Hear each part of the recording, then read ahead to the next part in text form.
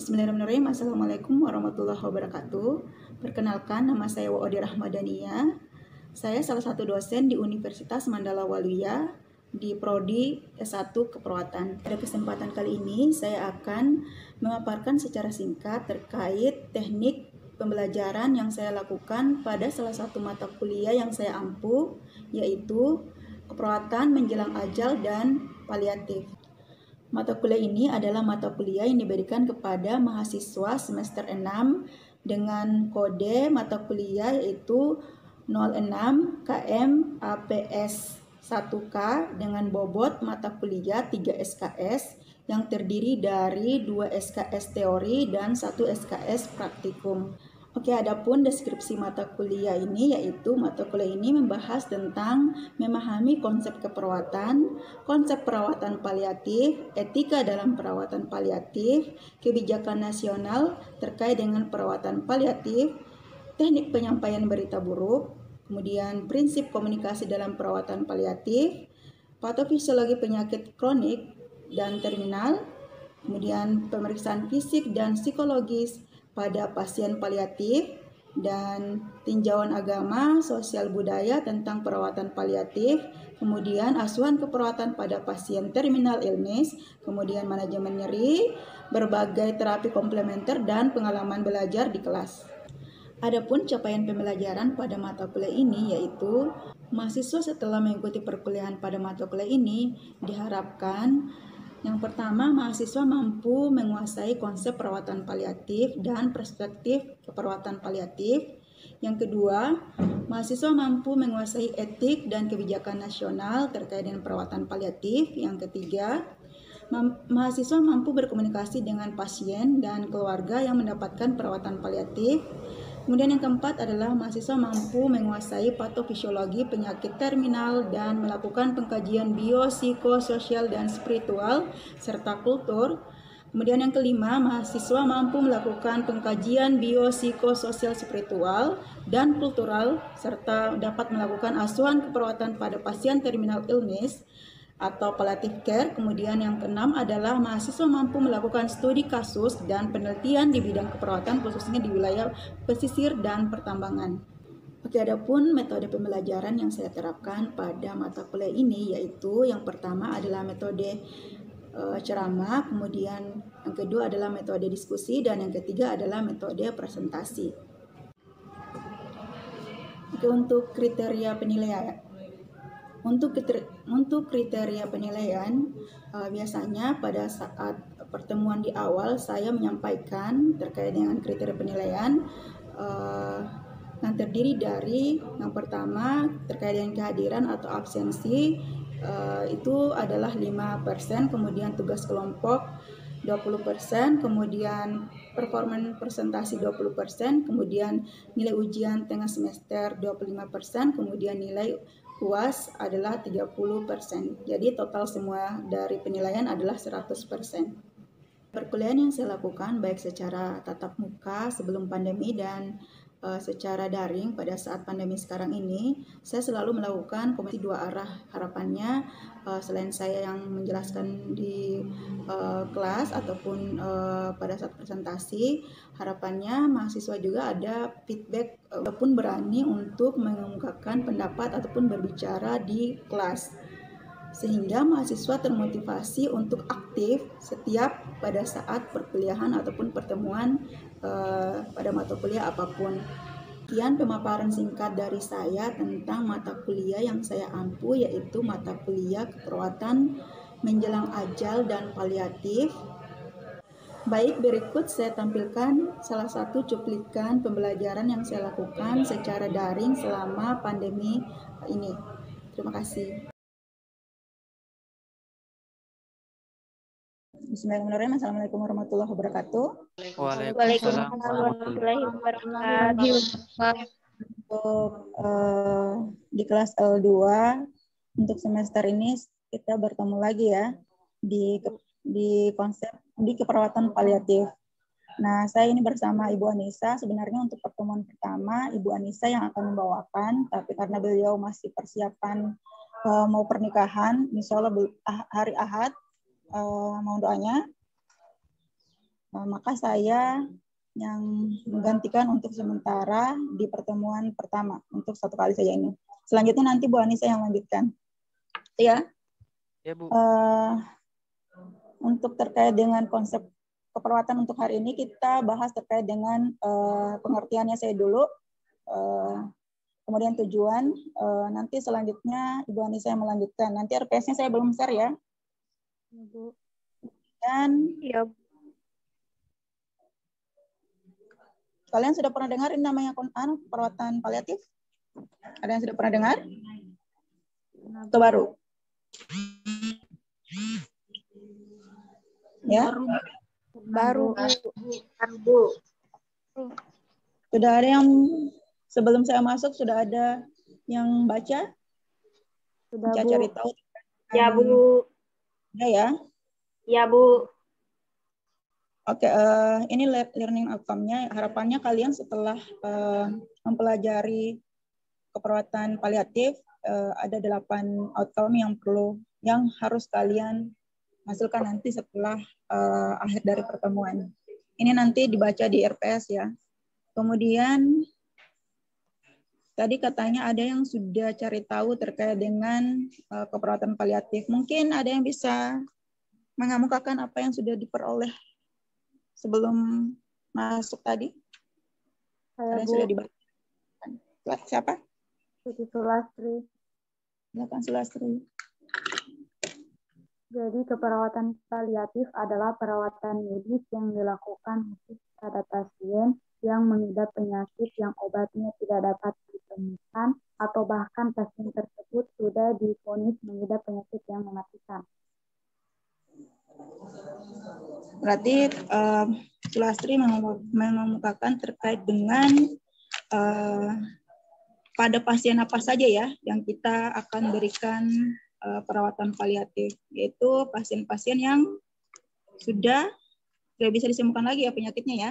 Ya, Bu. Ya, Bu. Dan ada lagi tambahan mungkin? Saya, Bu. Bu, hampir sama juga. Bersama yang bedanya tambahan-tambahannya. Tambahan dari yang sudah dijelaskan sama Sulastri tadi. Kalau untuk perawatan paliatif ini, Bu, dia itu adalah perawatan yang dilakukan oleh perawat yang dilakukan secara pendekatan untuk yang bertujuan memperbaiki kualitas hidup pasien dan keluarga pasien. Kualitas hidup ya? Ya, Bu, yang sedang mengalami masalah yang berkaitan dengan penyakit yang mengancam jiwa. Oke.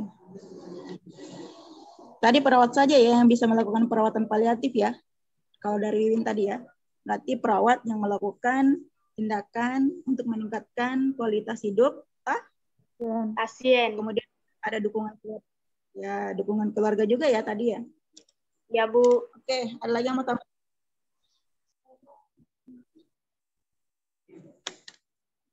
Oke, ini ya.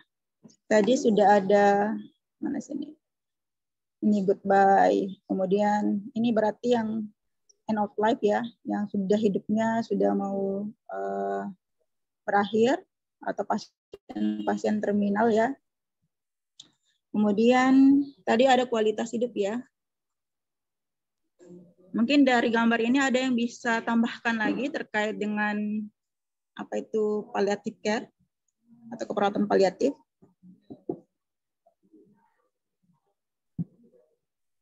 Saya, Bu. Siapa? Iwin, siapa? Oke, Firda. Silakan Firda. Firda, Bu. Iya, silakan. Menurut saya, perawatan paliatif itu, untuk menampakkan saya jawaban dari teman-teman, pelayanan kepada pasien yang penyakitnya sudah tidak bereaksi terhadap pengobatan kuratif atau tidak dapat disembuhkan secara medis.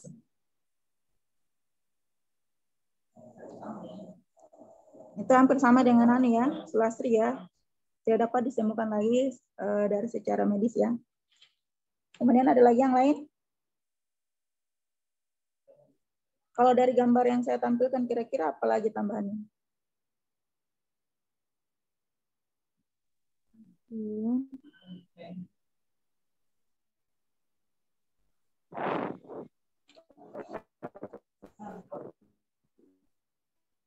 Takdir mungkin? Saya, Bu. Ya, silakan Ya, Bu. Nurlisa. Saya, Bu. Saya, Bu.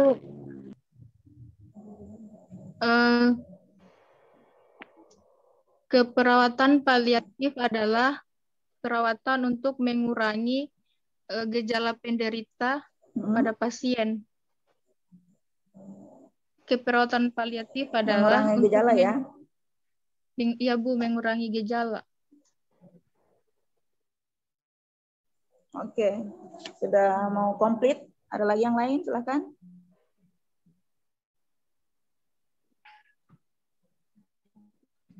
Saya ada pasien terminal, kualitas hidup, dukungan keluarga, kemudian ada mengurangi gejala. Kemudian apa lagi?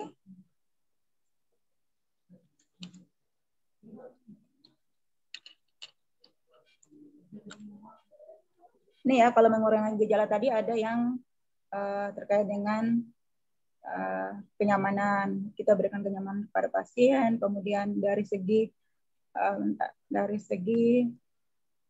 tadi kita kurangi gejalanya. Contoh mungkin kayak nyeri. Kalau dia nyeri berarti kita kurangi rasa nyerinya sehingga pasien bisa merasa nyaman dalam menjalani kehidupannya. Kemudian ada Ya, lagi? Bu. Satu lagi mungkin? Saya, Bu. Silakan. Aditya, Bu. Aditya. Ya, Bu. Perawatan paliatif itu adalah perawatan yang bertujuan untuk meningkatkan kualitas hidup pasien dalam menghadapi penyakitnya, serta mempersiapkan diri pasien untuk menghadapi kematian yang tenang dan tanpa rasa tertekan atas penyakit yang dideritanya. Oke, tambahannya berarti meninggal dalam keadaan tenang ya. Bu. Oke, di sini ya ada end of life. Berarti di akhir hidupnya pasien diharapkan tidak ada tekanan, kemudian dapat menerima kalau nanti sewaktu-waktu sudah meninggal, maksudnya akan meninggal. Gitu. Oke, mungkin cukup. Itu hampir sudah lengkap. Cuman mungkin ada beberapa yang perlu ditambahkan lagi. Nanti kita jelaskan sebentar. Terima kasih untuk adik-adik yang sudah berusaha untuk menyampaikan pendapatnya terkait dengan perawatan paliatif. Berarti sebelum saya mulai, adik-adik sudah cari tahu terkait dengan keperawatan paliatif itu apa. Oke, sebelum saya masuk di pengertiannya, ini asal muasal dari kata keperawatan paliatif. Nah, ini asalnya dari bahasa Latin kuno, yaitu pallium atau palum, yang artinya jubah atau mantel ya. Nah, di mana kalau jubah atau mantel ini dia lindungi pemakainya dari rasa dingin. Ini ya. Nah, begitu pula apa kaitannya dengan keperawatan paliatif? Nah, keperawatan paliatif itu ya tujuannya tadi. Tujuan dari mantel berarti melindungi pasien, melindungi pemakainya dari kedinginan. Nah, kalau keperawatan paliatif dia lindungi pasien dari berbagai tadi penderitaan yang disebabkan oleh penyakitnya. Tadi yang disampaikan oleh siapa tadi itu? Oleh Nurlisa ya. Kurang lebih itu tadi tujuan dari kenapa perawatan paliatif itu asal muasalnya itu dari bahasa ini. Kita pasien dari penderitaan yang lebih yang disebabkan karena penyakitnya. Kemudian ini pengertian dari WHO ya, ada beberapa dari tahun ke tahun. Ini tahun 1990. Ini palliative care adalah perawatan total dan aktif yang diberikan kepada pasien. Diberikan kepada pasien yang penyakitnya itu tidak bisa respon terhadap tadi pengobatan secara kuratif. Tadi siapa yang sudah mengungkapkan Firda ini ya, yang sudah diungkapkan dari Firda di sini yang dimaksud dari WHO. tahun 1990. Nah, ini perawatan yang diberikan kepada pasien yang tidak dapat berespon lagi terhadap pengobatan secara kuratif. Jadi logikanya tidak bisa sembuh lagi ya dari penyakitnya ya. Dan dia akan selama hidupnya itu akan bersama ataupun menyandang yang namanya penyakit itu, gitu ya. Kemudian di tahun 2005 WHO juga menambahkan dari pengertian sebelumnya, di sini ada tambahan dari tujuan dari palliative care yaitu meningkatkan kualitas hidup. Ini tadi yang sudah sampaikan Win ya, kualitas hidup tujuan dari palliative care, kemudian dengan cara tadi yang disampaikan oleh Nurlisa, mengurangi gejala. Itu meringankan gejala yang maksudnya adalah meringankan nyeri, kemudian penderitaan lainnya. Nah, kemudian ditambahkan lagi dengan pemberian dukungan spiritual ya. Ini tadi belum ada yang mengemukakan terkait dengan ini. Dukungan yang kita berikan oleh tim dari palliative care adalah salah satunya adalah dukungan keluarga, dukungan spiritual dan psikososial ke pasien dan maupun ke keluarga. Nah, tambahannya di sini dari mulai saat diagnosa ditegakkan, ketika pasien sudah didiagnosa penyakit yang dapat diberikan perawatan paliatif, itu sudah bisa kita berikan perawatan paliatif sejak dia didiagnosa. Kemudian sampai akhir hayatnya tadi yang diungkapkan oleh Aditya ya. Akhir hayatnya kita akan tetap terus memberikan yang namanya perawatan paliatif. Justru bahkan sampai pasien sudah meninggal pun perawatan paliatif tetap kita berikan ke pasien atau bukan ke pasien, ke keluarga pasien. Ya. Kemudian ini tambahan tadi dan dukungan terhadap keluarga yang kehilangan ataupun berduka. Ini yang saya maksud tadi ya. Sampai pasien sudah meninggal pun perawatan paliatif care tetap dilakukan. Tapi dilakukan itu sama keluarga pasien. Ya. Sampai sini mudah dipahami atau cepat atau bagaimana? Dipahami, Bu. Oke, kalau ada yang ditanyakan langsung saja ya diaktifkan mikrofonnya. Lanjut, ini pengertian dari keperawatan paliatif menurut Depkes RI tahun 1997. Hampir sama ya, sama pengertian dari tadi WHO. WHO ini ada perawatan aktif ya. Ini juga dari Depkes RI juga merupakan tindakan aktif guna meringankan beban penderita kanker. Ini lebih khusus ke kanker ya. Karena kanker itu adalah salah satu pasien yang akan diberikan yang namanya perawatan paliatif.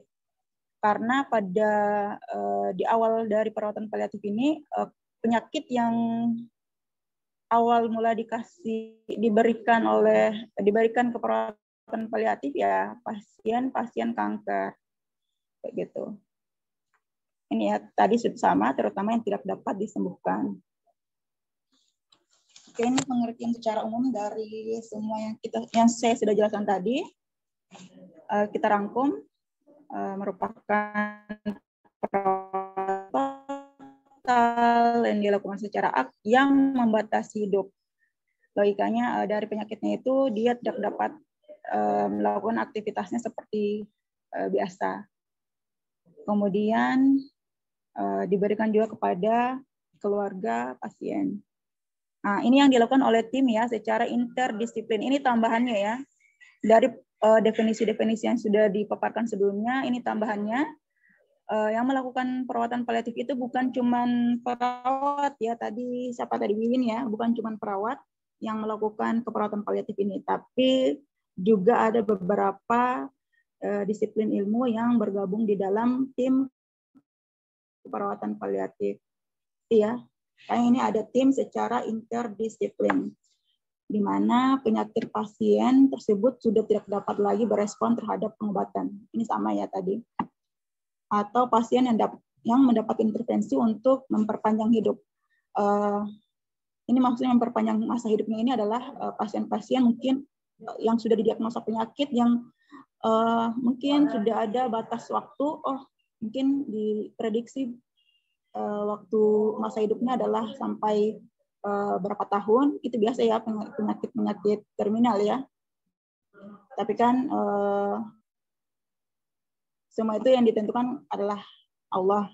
Jadi dari kita sebagai manusia, khususnya mungkin dari tim paliatif, ini bisa melakukan hal-hal yang bisa memperpanjang dari masa hidupnya. Ini adalah salah satu usaha, yaitu dengan cara tadi kita kurangi dari gejala-gejala ataupun penderitaan yang dialami oleh pasien yang disebabkan karena penyakitnya itu. Ya, jadi kita buat pasien merasa nyaman, sehingga itu tadi nanti kalau sudah mendekati waktunya, pasien bisa menerima penyakitnya, kemudian bisa menerima takdir, gitu. Bukan menerima takdir yang di setting ya. Lanjut. Oke, tujuan dari perawatan paliatif tadi sudah kita sampaikan, bahwasanya yaitu ini ya, intinya adalah kualitas hidup pasien dan keluarga pastinya. Ini adalah tujuan utama dari perawatan paliatif. Oke, ini tadi saya sudah paparkan, tidak hanya diberikan pada pasien yang menjelang akhir hayatnya, namun juga pada saat itu ditegakkannya namanya penyakit. Contoh mungkin si A didiagnosa sudah menderita kanker. Kemudian pada saat itu pun tim sudah menentukan rencana tindakan apa yang akan diberikan ke pasien. Nah, disitulah mulai dilakukannya yang namanya perawatan paliatif. Ini ya, dikombinasikan juga dengan pengobatan kuratifnya, tetap dilakukan juga. Nah, mungkin dari gambar ini ada yang mau mengemukakan pendapatnya?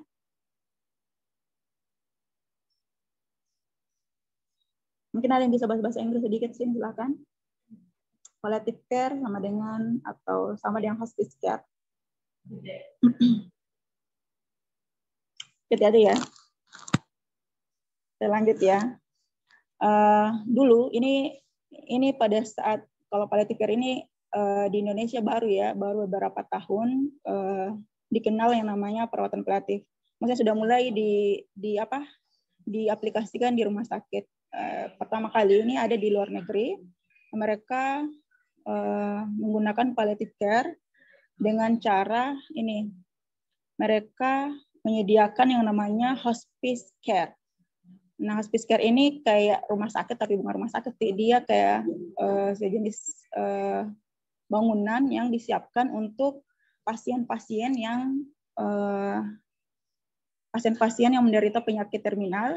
Di situ disiapkan untuk mereka saja sampai mereka hospice care. Jadi sampai menjelang ajalnya mereka kayak hidup dengan damai loh, kayak gitu dari segi pasien. Cuman mungkin kalau di hospice care ini mereka tidak melibatkan yang namanya keluarga ya, karena memang kalau di luar negeri itu kalau keluarga itu masih, ini kebanyakan daerah barat ya, di negara barat maksud saya, bahwa kalau anggota keluarga yang sudah tidak bisa disembuhkan lagi, jadi mereka kayak tidak bisa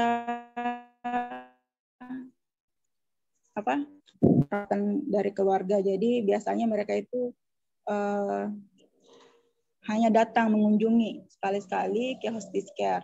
Mungkin bahkan ada yang tidak dikunjungi sama sekali kayak gitu, karena sudah dianggap sudah mau meninggal kayak gitu. Nah, kalau di hospice care ini biasanya hanya pasien saja dengan tim perawatan paliatif saja yang ada di sana. Kayak gitu ya.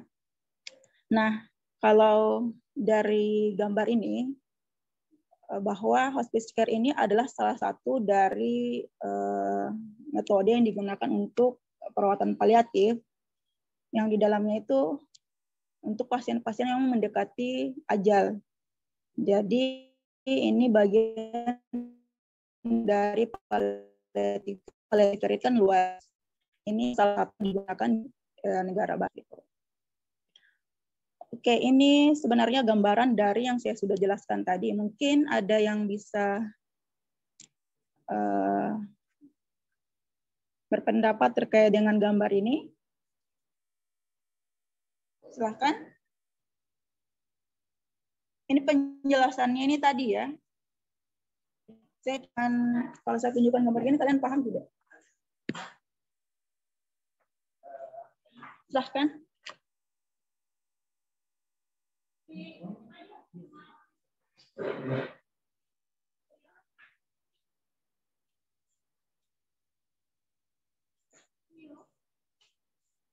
Thank you.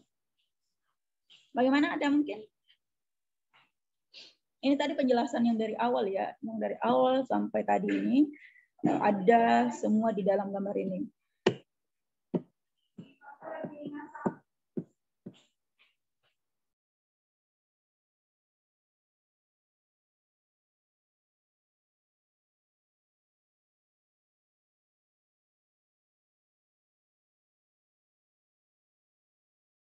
Kalian mengerti juga tadi apa yang saya paparkan? Yang sampai kecepatan atau apa?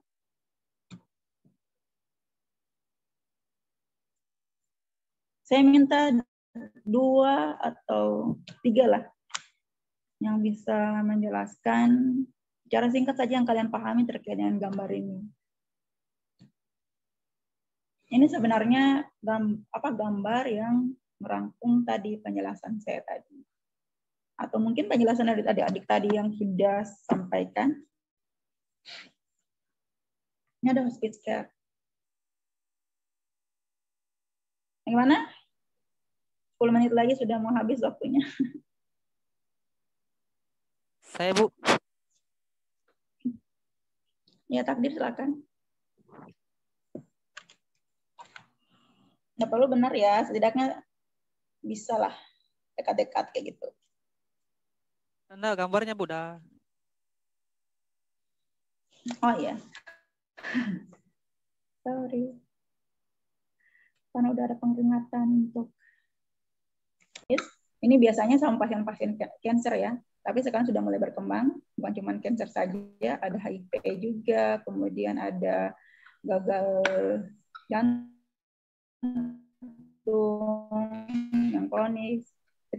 Dokter di RS Dr. Sarjito di samping Fakultas Kedokteran dari UGM, kemudian Surabaya ada Dr. Sutomo, Rumah Sakit Dr. Sutomo, kemudian di Denpasar ini Sangla ya. Kemudian Makassar di RS Wahidin sudah mulai menerapkan yang namanya itu palliative care. Jadi di rumah sakit itu sudah mulai ada itu timnya. Harapannya sih di hampir semua rumah sakit ataupun di provinsi, bukan cuma 5 provinsi, sudah mulai ada perawatan paliatifnya. Ini ringkasan dari tadi ya, perawatan total pada pasien terminal, kemudian pelayanan berfokus pada kebutuhan pasien, kemudian menerima kematian. Ini ya, ini saya kasih ringkasan terkait dengan yang sudah dipaparkan tadi.